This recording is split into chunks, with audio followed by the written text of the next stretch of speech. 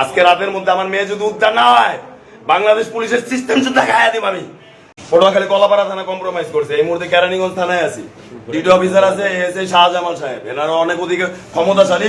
ওই যে একজন মুন্সি বসে আমার ধমক দিচ্ছে, এরা কম্প্রোমাইজ করে নাই। আমি তাদের রেফারেন্স দিছি যে আমাকে হাজারীবাগ থানার ওসি স্যার পাঠাইছে, আপনাদের ওসি স্যারের ফোন দিয়ে জানেন, তারা আমার ওসি স্যারের নাম্বারটাও দেয় নাই। এনে বাবা গুন্ডামি করতেছে।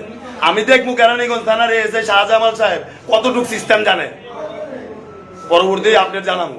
আর হাজারীবাগ থানা আমার কম্প্রোমাইজ করছে, ওই লাইভে আমি কেটে দিচ্ছি, একটা স্ট্যাটাস দেওয়া আছে দেখেন। বাকিরা কেরানীগঞ্জ থানায় আইবো। আজকে রাতের মধ্যে আমার মেয়ে যদি উদ্ধার না হয়, বাংলাদেশ পুলিশের সিস্টেম শুধু খাইয়া দিব আমি।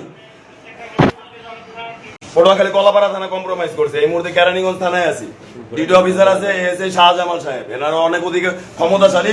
ওই যে একজন মুন্সি বসে আমার ধমক দিচ্ছে, এরা কম্প্রোমাইজ করে নাই। আমি তাদের রেফারেন্স দিছি যে আমাকে হাজারীবাগ থানার ওসি স্যার পাঠাইছে, আপনাদের ওসি স্যারের ফোন দিয়ে জানেন, তারা আমার ওসি স্যারের নাম্বারটাও দেয় নাই। এনে বাবা গুন্ডামি করতেছে।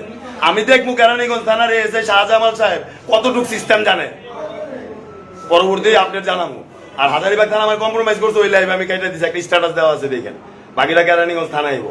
আজকে রাতের মধ্যে আমার মেয়ে যদি উদ্ধার না হয়, বাংলাদেশ পুলিশের সিস্টেম শুধু খাইয়া দিব আমি।